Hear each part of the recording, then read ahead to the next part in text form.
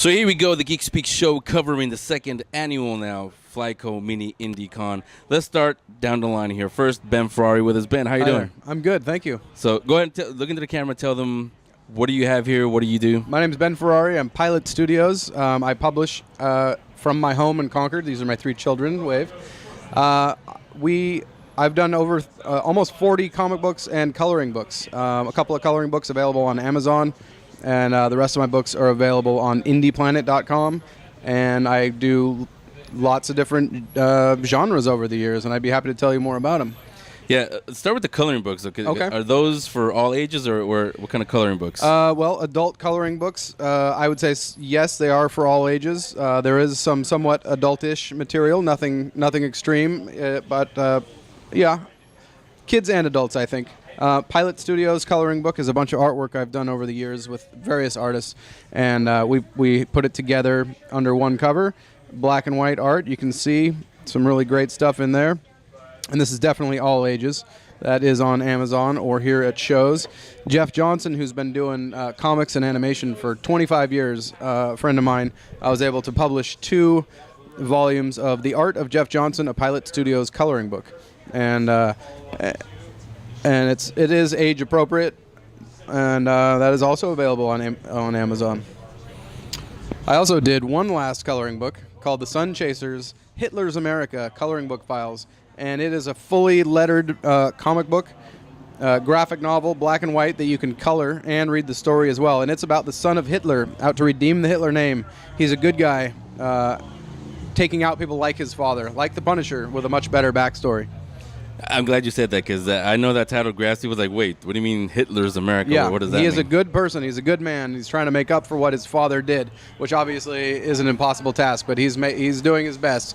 And there's an organization called the Sun Chasers Initiative, S-O-N, Sun Chasers, out to wipe the Hitler name from the earth. So you have some real drama between this good person and, you know, people who want to do what they think is right and get rid of that stain on the planet, basically. See, and that's why we do FlyCo Mini IndieCon. I've never heard of this before. Where can we find it again? On Amazon or here at shows, called Hitler's America, Sun Chasers. And it is available on Amazon. So I have the fully colored version. It's a 50-page graphic novel, art by Kurt Belcher. There's some pinups in here as well as a prose story. So this is the regular graphic novel magazine version. And then, like I said, I have the coloring book version. So. Yeah, so definitely one that I'm going to get, and I'm sure all of you are going to want to go. So let's go down the line here. What else? Okay. What else do you have? So The Carriers is probably my flagship book besides The Sun Chasers. And you're looking at a concept about weaponized carrier pigeons and their New York adventures. And I've done 2 issues of what's called War Correspondence, and it's basically a big pinup book with lots of different artists introducing the birds. And I also have a short story in this issue of the War Correspondence. I have 3 standalone books for The Carriers. If you would open that one up, if you can. It's basically called Pirate Bay, and the Carriers are introduced to a group of seagull pirates. And my friend Luis Rivera, who lives in Oakland and is just a fantastic artist, did the art in here. Story by J.D. Arnold, and that's probably one of my favorite books I've published in, almost 10 years, 40 comics. Watchers in the Night is also excellent, and it is about the Carriers coming up against a group of owls called the Parliament, and it's basically high road heroics versus low road. The Parliament are violent murderers, but they think their methods are necessary. So a lot of drama in there as well. Jay Hewer wrote the story. Jason Kimball, who is amazing, did all the art and colors. So that is the line of Carriers for the most part. Now, for Pilot, are most of the writers, the artists, are they local, or where do you find them? I work with people all over the place. My press guy is in Tennessee. Erica, the writer and co-creator of the characters, is in Florida. I mean, people are everywhere. One of my favorite colorists, Chuck Obach, who colored this Carrier's print, is in the Philippines. So, and then Jeff Johnson is in Oregon. All over the place. Rarely are people here near me, actually. Yeah, well, I do know actually doing the Geek Speak show for a while. In the Bay Area, there's a lot of really creative people who want to be doing this. And since you are an independent publisher, they're probably wondering, hey, how can I get my stuff to you? Can they? I would love to work with more people, especially local. I would love to set up a studio as a complete aside. Set up a studio and have people come and work on comics, my comics or your comics. That's a long-term goal. But my email is benferrari44@gmail.com. And, of course, I'd love to talk to anybody interested in collaborating. My books are available on indieplanet.com, a few coloring books on Amazon. But this is not a big operation where there's a ton of money coming in. So there's no page rates, anything like that. At this point, everything is collaboration. I send out copies of the books as comps, of course. And you can also order as many of these as you want for cost. Same cost that I get them for shows here. So that's the other thing, is you're able to take your books that you work on to shows and sell them just like I'm able to.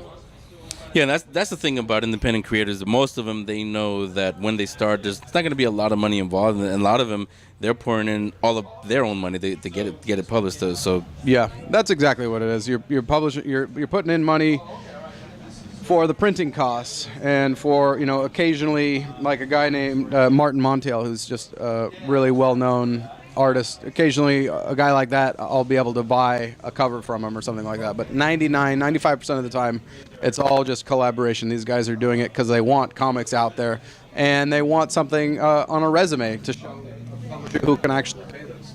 So there's no money to be made in this, not on a scale where I can actually pay people at this point. But, if I make my table costs at a convention, I'm a happy guy. It costs money just for the table, and you hope to make just that money, and then hopefully some money for the printing costs on top. So you have to sell a whole lot of comics to make anything doing this. We do it for fun. Yeah, but really for the creators, and I'm sure you hear this too, that for them, just getting it published, getting it out there, that's enough of a paycheck for them. Yeah, absolutely. Getting new comics in the mail that I've worked on and published is a very exciting time, and occasionally I'll get a video camera and open up a package and describe what I'm seeing, and it's always exciting when you get something new back from the printer. Absolutely. Yeah, now here it's the second one, the FlyCo Mini IndieCon. We just started as we record this one, but so far, what do you think of the turnout? I was at Stockton Con last week, and I think this is a better show for me than Stockton Con. It wasn't the greatest show. I've done Stockton Con 4 years in a row, and it wasn't my best. Still fun, still a lot of fun. I love the show. Please go. I'll see you next year. But I'm already having a great time. Lots of good customers. Joe runs a great store. I've been coming here since 2007, so almost 10 years. And we obviously have a lot of people hanging out and seeing what we're doing. So I'm absolutely happy, and we're only an hour into it. Yeah. Now, besides shows like this, I mean, what else can we and the viewers, the listeners, the Geek Speak, what can we do to get the word out about independent creators? Independent creators, well, if you've got friends on Facebook who are producing, support their work, share their work. Come to shows like this, obviously, and see what people are doing. I consider what I'm doing, whether it's Sun Chasers or the Carriers or the Long Hunters down there, North American Mountain Men.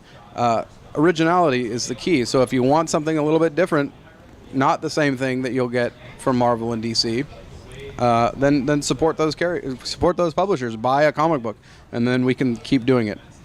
Yeah. So again, it's Ben Ferrari from Pilot Studios. Ben, thanks a lot. I appreciate it. Thank you.